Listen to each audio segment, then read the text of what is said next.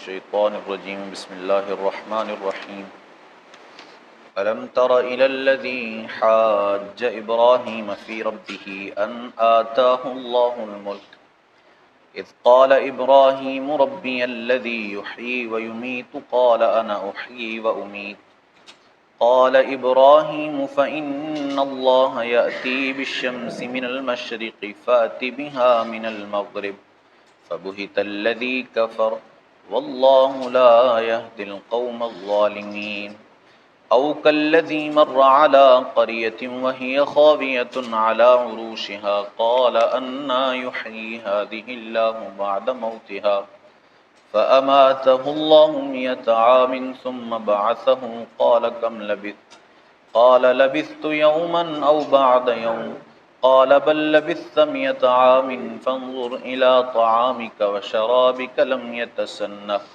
وانظر إلى حمارك ولنجعلك آية للناس وانظر إلى العظام كيف ننشزها ثم نكسوها لحما فلما تبين له قال أعلم أن الله على كل شيء قدير صدق الله مولانا العظيم الصلاة والسلام عليك يا سيدي يا رسول الله وعلى آلك وأصحابك يا سيدي يا حبيب الله الصلاة والسلام عليك يا سيدي يا نبي الله وعلى آلك وأصحابك يا سيدي يا نور الله ألم تر إلى الذي حاج إبراهيم في ربه أن آتاه الله الملك اے محبوب کیا تم نے نہ دیکھا اسے جو ابراہیم سے جھگڑا اس کے رب کے بارے میں اس پر کہ اللہ نے اسے بادشاہی عطا فرمائی اذ قال ابراہیم ربی الذی یحیی ویمیت جبکہ ابراہیم نے کہا کہ میرا رب وہ ہے کہ جو زندہ کرتا اور مارتا ہے قال انا احیی وامیت وہ بولا میں بھی زندہ کرتا اور مارتا ہوں قال ابراہیم فإن اللہ یأتی بالشمس من المشرق فأتی بها من المغرب ابراہیم نے فرمایا تو اللہ سورج کو لاتا ہے مشرق سے تو تو اس کو مغرب سے لے آ فبہت الذی کفر تو ہوش اڑ گئے اس کافر کے واللہ لا یہدی القوم الظالمین اور اللہ راہ نہیں دکھاتا ظالموں کو۔ اس آیہ مبارکہ میں سیدنا ابراہیم علیہ السلام اور نمرود کا ایک واقعہ ذکر فرمایا گیا ہے کہ جب سیدنا ابراہیم علیہ السلام نے نمرود کو دعوت دی ایمان لانے کی حق کی دعوت دی تو اس نے پوچھا کہ ابراہیم تمہارا رب کون ہے؟ تو ابراہیم علیہ السلام نے فرمایا میرا رب وہ ہے جو انسانوں کو ہر چیز کو زندگی دیتا ہے پھر اس زندگی کو واپس لے لیتا ہے، زندہ کرتا ہے اور مارتا ہے اور پھر مارنے کے بعد دوبارہ زندہ فرمائے گا۔ تو اس پر اس بیوقوف نے کہا کہ اس میں کون سی بڑی بات ہے کہ میں بھی زندہ کرتا اور مارتا ہوں۔ اس نے دو بندوں کو بلایا، ایک جو قید میں تھا اس کو سزائے موت ہو چکی تھی اور ایک آزاد بندہ تھا، آزاد کو پکڑ کر قتل کر دیا اور جس کو سزائے موت ہو چکی تھی اس کو چھوڑ دیا، کہا یہ دیکھو میں نے بھی زندہ کر دیا اور مار دیا، وہ مرنے والا تھا اس کو زندہ چھوڑ دیا، اس کا کوئی قصور نہیں تھا، اس کی موت نہیں آئی تھی، میں نے اس کو پکڑ کر مار دیا، تو میں بھی زندہ کرتا اور مارتا ہوں اس میں کوئی فرق تو نہیں، میں بھی اس کا مطلب رب ہوں۔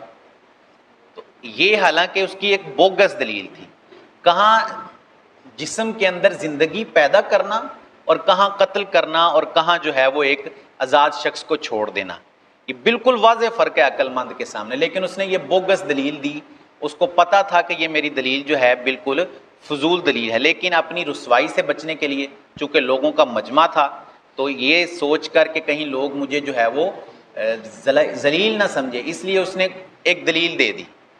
تو سیدنا ابراہیم علیہ السلام نے اگرچہ اس کی یہ دلیل بھی غلط تھی اس پر ایک اور دلیل دی آپ نے اس سے کہا کہ اللہ عز و جل سورج کو مشرق سے نکالتا ہے اور مغرب میں غروب فرماتا ہے، اگر تم واقعی خدا ہو تو اسی سورج کو مغرب سے نکال دو تو میں تمہیں رب مان لوں گا۔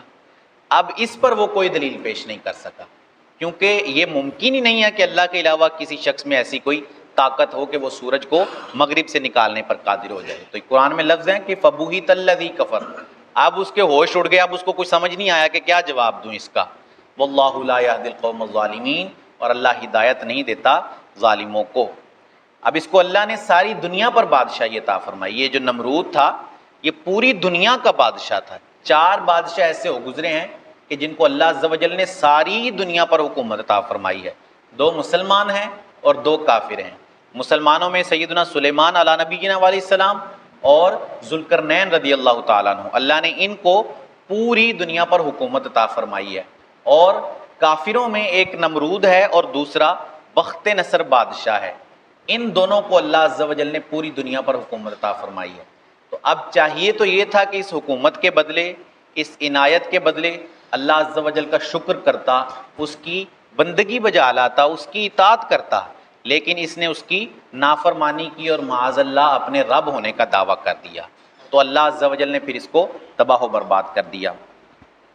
اس سے جو اگلی آیت ہے اس میں ترجمہ ہم بعد میں کرتے ہیں، اس میں ایک تفصیلی واقعہ ہے وہ میں عرض کر دیتا ہوں خلاصتاً.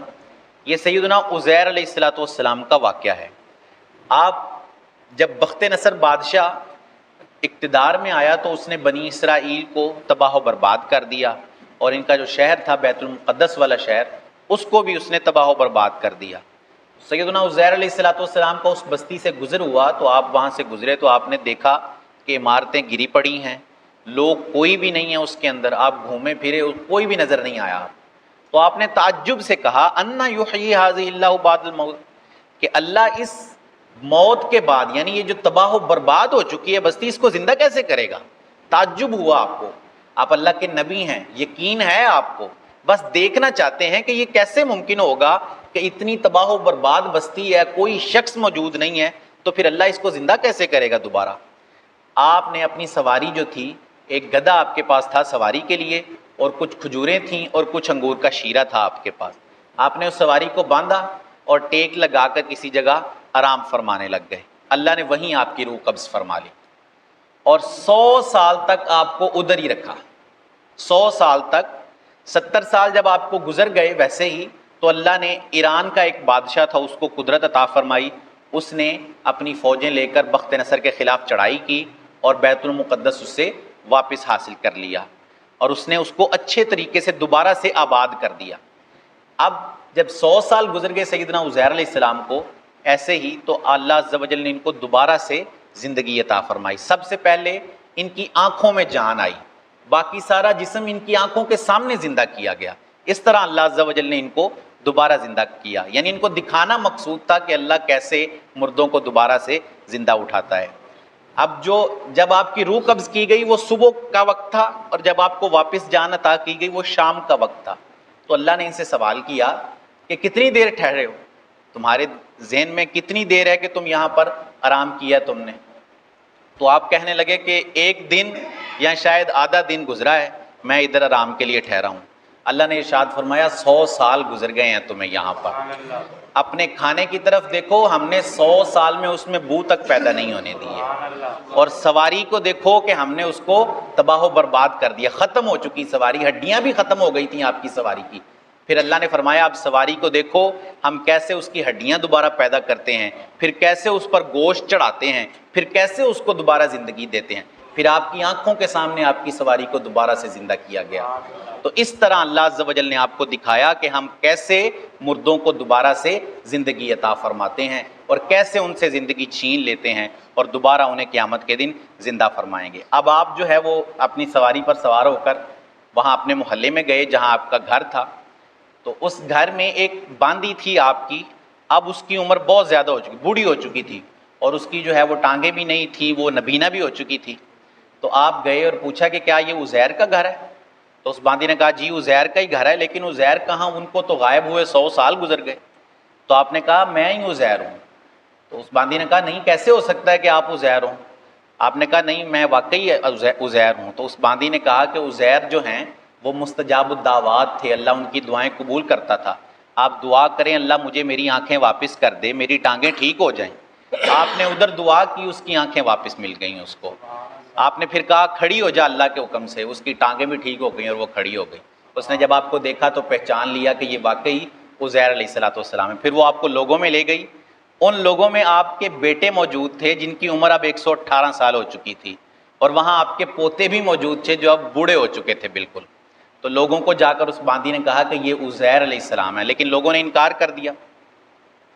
تو عزیر علیہ السلام نے کہا کہ میں واقعی ہی اللہ کا نبی عزیر ہی ہوں۔ آپ نے وہاں توریت کا، چونکہ اس وقت کوئی نسخہ موجود نہیں تھا باقی، آپ نے مکمل توریت زبانی پڑھ کر سنا دی وہاں پر۔ تو ایک شخص نے کہا کہ میرے والد نے مجھے بتایا تھا کہ میں نے کہیں توریت کا ایک نسخہ چھپا رکھا ہے۔ تو اب وہ شخص گیا وہاں سے، اس نے وہ توریت کا نسخہ نکالا، تو جو توریت حضرت عزیر نے پڑھ کے بتائی تھی اس کا مقابلہ کیا گیا، ایک لفظ کا بھی فرق نہیں آیا بیچ میں۔ آپ کے بیٹے نے کہا کہ میرے والد صاحب کے دو کندھوں کے درمیان کالے بالوں کا ایک چاند نما چیز بنی ہوئی تھی۔ آپ نے اپنا جسم کھول کے دکھایا تو وہ واقعی وہاں پر موجود تھی۔ اب لوگوں کو اعتبار آ گیا کہ یہ واقعی ہی عزیر علیہ السلام ہے۔ تو اللہ نے اپنے نبی کو اس طرح خود ان کی روح قبض فرمائی، پھر ان کو 100 سال بعد دوبارہ زندہ کیا۔ یہ صرف 100 سال گزرے ہیں، اللہ کی قدرت تو 1000 سال بعد بھی زندہ کرنے پر قادر ہے۔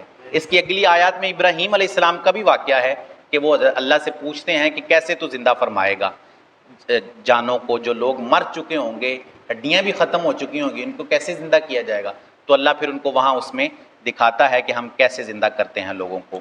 اللہ عز و جل سے دعا ہے کہ اللہ عز و جل ہمیں قرآن کی فہم عطا فرمائے۔ یہ واقعات ہیں، ہم چونکہ مسلمان ہیں، یہ واقعات ہمارے ایمان کو مضبوط کرنے کے لیے ہیں، تاکہ ہم اپنے ایمان پر مضبوط رہیں کہ اللہ عز و جل نے ہمیں زندگی دی ہے اور اسی نے ہمارے سے یہ زندگی واپس لینی ہے، اور ایک وقت آئے گا کہ وہی ہمیں دوبارہ سے زندہ فرمائے گا۔